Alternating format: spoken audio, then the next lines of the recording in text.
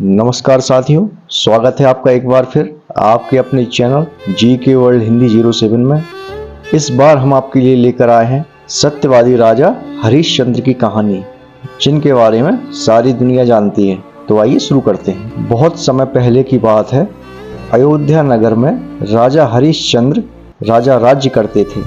वह एक बहुत ही दयालु, भले, सच्चे और ईमानदार राजा थे। उनकी रानी का नाम तारामती था। उनको एक बेटा भी था जिसका नाम रोहित था। इस पूरे संसार में राजा हरिश्चंद्र सा कोई दानी नहीं था।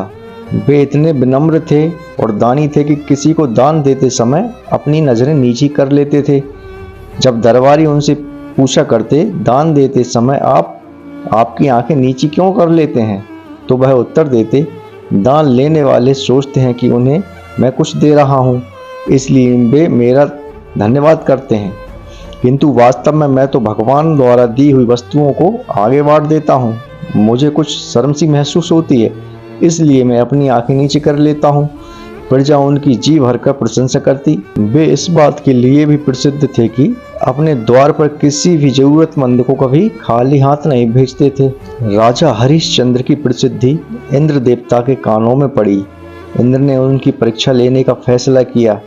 परीक्षा लेने का उत्तरदायित्व उन्होंने ऋषि विश्वामित्र को सौंपा। ऋषि विश्वामित्र ने हरिश्चंद्र के स्वप्न में कहा, हे राजन, मैंने सुना है कि तुम अपने द्वार से किसी मांगने वाले को कभी खाली हाथ नहीं लौटाते। उनके लिए तुम कुछ भी त्याग कर सकते हो। क्या मेरी इच्छा पूरी करने के लिए तुम कोई त्याग कर सकते हो? हरिश्चंद्र ने उत्तर दिया कि वह कुछ भी त्याग करके उनकी इच्छा पूरी करेंगे। विश्वामित्र ने अपनी बात जारी रखते हुए कहा कि मैं तेरा सारा राज्य चाहता हूँ, क्या तुम दे सकते हो? हरिश्चंद्र ने विश्वामित्र को नमन करते हुए कहा, सब कुछ आपका ही है भगवान, अतः मैं अपना सब कुछ आपको सौंपता हूँ। राजा ने उसी दिन अपनी पत्नी और पुत्र समेत महल छोड़ देने का वचन दे दिया। राजा ने राजकीय पोशाक और गहने तुरंत त्याग दिए और बनारस को चल दिए। लेकिन विश्वामित्र अभी भी संतुष्ट नहीं थे। बनारस पहुंचकर हरिश्चंद्र को कहने लगे, अपनी दक्षिणा अभी पूरी करने के लिए तुम्हें राज्य के साथ साथ कुछ धन भी दान करना पड़ेगा। हरिश्चंद्र अपना सर्वस्व तो पहले से ही दान कर चुके थे। तन पर पहने कपड़ों के सिवा उनके पास कुछ भी नहीं था। सो उन्होंने अपनी पत्नी और पुत्र को एक ब्राह्मण के हाथ बेच दिया, जिन्हें उन्होंने दासों के रूप में खरीद लिया। वह ब्राह्मण रानी को नौकरानी की तरह रखने लगा। हरिश्चंद्र ने खुद को शमशान घाट के चंडाल के हाथ में बेच दिया। चंडाल ने शमशान घाट में लाए मुर्दों का संस्कार करने का काम उन्हें सौंप दिया। इस तरह जितना भी धन इकट्ठा हुआ, हरिश्चंद्र ने विश्वामित्र को दे दिया। समय बीतता गया। पति पत्नी दोनों अपने अपने मालिकों की सेवा करते रहे। दोनों का जीवन बहुत मुश्किल से बीत रहा था। अब तो उन्हें पहचानना भी मुश्किल हो रहा था। वह एक दूसरे से मिल भी नहीं सकते थे। रोहित अब काफी बड़ा हो चुका था और हर बात को समझता था।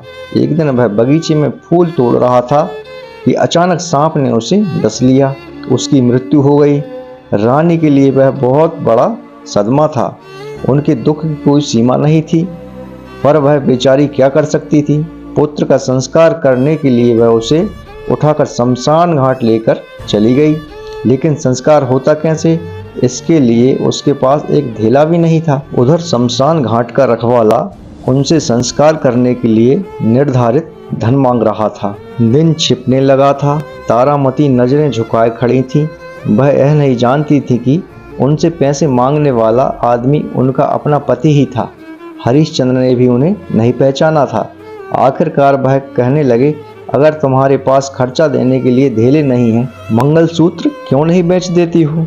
ज्यों ही उन्होंने यह शब्द कहे, रानी ने झट से पहचान लिया कि वह कोई दूसरा आदमी नहीं है, उनका अपना पति है।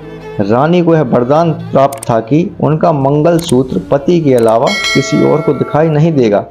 उन्होंने हरिश्चंद्र को रोहित की मृत्यु के बारे में बताया। यह सुनकर वह बहुत दुखी हुए। हरिश्चंद्र अब बहुत बड़े धर्म संकट में फंस गए। एक और उनके पुत्र के संस्कार का प्रश्न था और दूसरी ओर मालिक के प्रति वफादार और ईमानदार रहने का प्रश्न था। अंत में उन्होंने यह निर्णय किया कि किसी न किसी रूप में संस्कार की राशि लेकर ही संस्कार करने देंगे। तारामती अपना मंगलसूत्र किसी भी कीमत पर गले से नहीं उतार सकती थीं। तन पर पहनी साड़ी के अलावा उनके पास और कुछ नहीं था। तारामती ने जैसे ही अपने पति को पुत्र के अंतिम संस्कार के शुल्क के रूप में अपनी साड़ी का कुछ हिस्सा फाड़ कर देना चाहा, भगवान विष्णु, इंद्र देवता और विश्वामित्र तीनों वहां पहुंच गए। भगवान विष्णु ने रोहित को पुनः जीवित करते हुए हरिश्चंद्र से कहा, हम तो तुम्हारी परीक्षा ले रहे थे वत्स।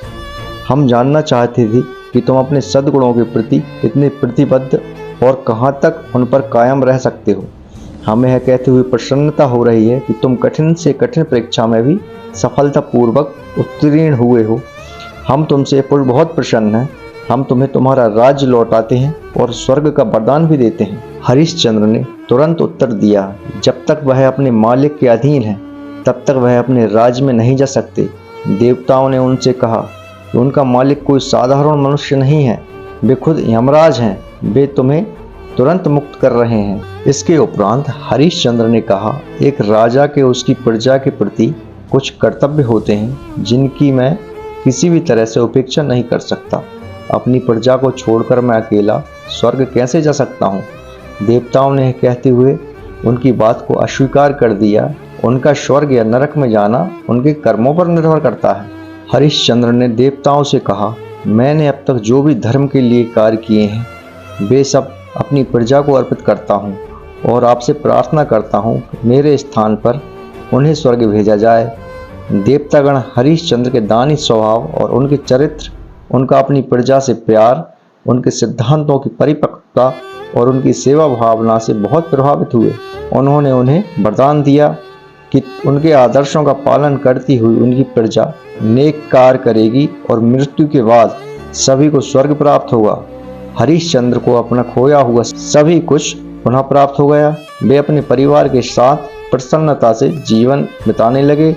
उनके परिवार की तरह प्रजा भी हर तरह से प्रसन्न थी। यही थी सत्यवादी राजा हरिश्चंद्र की कहानी। इस कहानी से आपको क्या शिक्षा मिलती है, हमको कमेंट्स में ज़रूर बताएं।